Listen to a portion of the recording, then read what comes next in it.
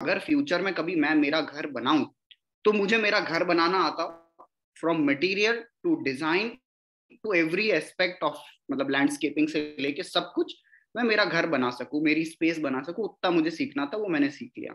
फिर मुझे समझ आया कि दूसरी सबसे इंपॉर्टेंट चीज जो है वो है, एक तो खुद का घर बनाना, दूसरा है खुद का खाना उगाना। फिर मेरा फोकस आर्किटेक्चर से थोड़ा थोड़ा शिफ्ट हुआ खाना उगाने पे।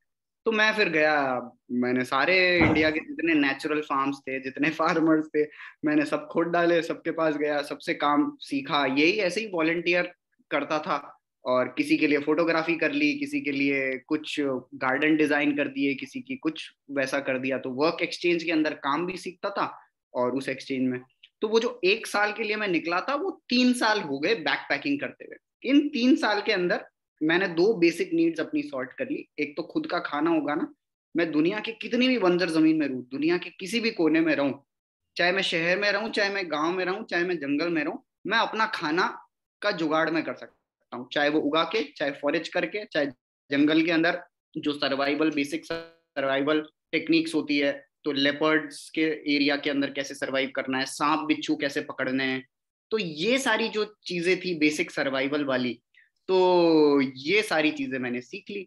उसके बाद जो घर वाला बनाने का था, तो मैं ट्राइबल आर्किटेक्चर, तो एक झोपड़ी, जंगल से सामान लाके एक शेल्टर कैसे बनाना है, एक शेल्टर से लेके एक बड़ा महल, चाहे जैसे जो किले होते हैं, उस लेवल तक का मैंने अपने लिए, कि मैं खुद के लिए मैं अपना बना सकूं, तो वो सारी बेसिक टेक्निक्स मैंने सीख ली।